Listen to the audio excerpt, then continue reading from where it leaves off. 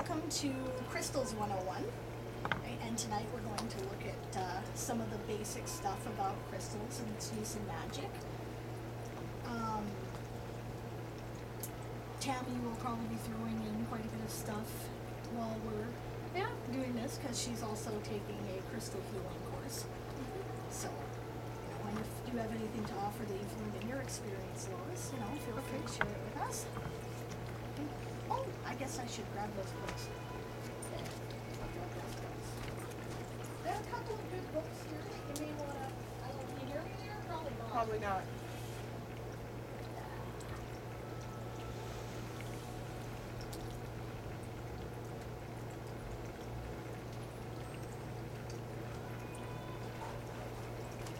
This is a good one for looking at crystals from a magical perspective. Cunningham's Encyclopedia of Crystals, Crystal, Gem, and Metal Magic. Oh, I wanted to get that. It's a good book. And there's also a really excellent book called Love is in the Earth by a lady named Melody, which I thought I had brought, but it does not appear to be here. Can I see that? Yeah, read that. I think I've seen this, but like an older version. Has Cunningham's Encyclopedia been around for a long time? Yeah, it's probably, I don't know, 15 years maybe. So I'm sure you probably have seen it. I don't know where Love is in the Earth went, so I'm going to actually have to pretend I know what I'm talking about. Okay. Now, different crystals have different properties, right, that are healing or that are useful in different magical qualities, and this is why you want to get to know them. Part of it has to do with the kind of energy that they resonate. Remember how, we've been to a couple classes, right, so, spirit isn't everything, right? We all accept this.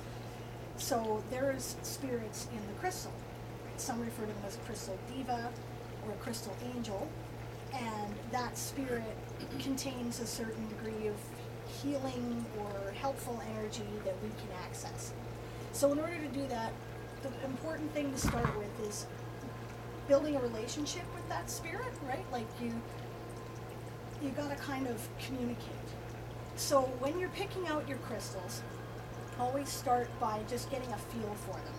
This is why most places will have somewhere that you can dump out the crystals in a jar and go through them and touch them and look at them and, They can give you different vibrations or call to you, heat or cool, whatever the attribute is that you need out of that stone will present itself, and that'll be the stone you wish to get.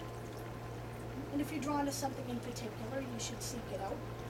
Right? Like Shanna, who is doing our filming, yay, right, has, she said today she felt really drawn to lapis lately, so must be something in there you need.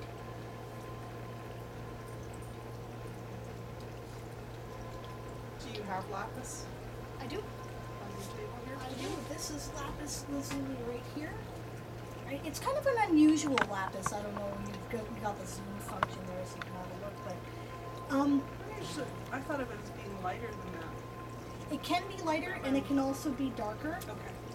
The characteristic of lapis is that it often has little bits of pyrite in it, so it's got gold flecks. Right? I don't know. Should I hold that closer to the camera? No, you got it. Okay. Right. This is unusual in that it has this white bit in it, so it's easily confused with sodalite, Okay. which will be similar colors but have these white streaks and will not have the pyrite flecks. Okay.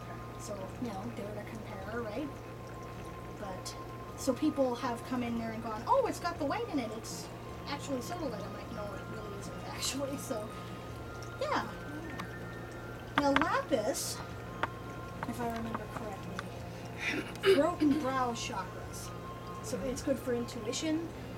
So your insight doesn't help. Sodalite's also good for that. And communication. Most blue stones are Related to that. Yeah, true enough.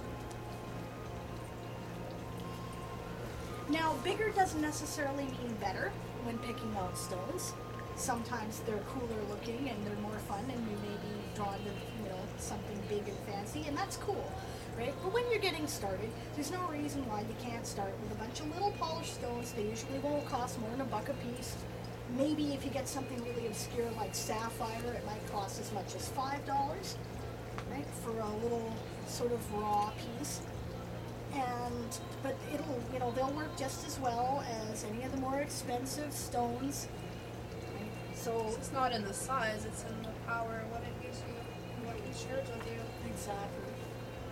It could be the tiniest thing. Like I have a really tiny piece of amber, it's more powerful to me than the bigger one. It just depends on. Yeah, exactly. So I have a little handout here that has some basic stuff to get started with. Right? I tried to select these based on wide range of application. Inexpensive, that's another thing, right? I tried to make sure that they were, ridiculous amounts of money. And I also tried to make sure that every color in the spectrum is represented, because one of the big things you can do with stones in particular is using the balanced chakras, which will do all kinds of wonderful healing things. So most of the stuff is taken from a series of crystal divination cards. So this isn't the be-all and end-all of information that's available. You can, like there'll be stuff in that book too, actually, which we probably should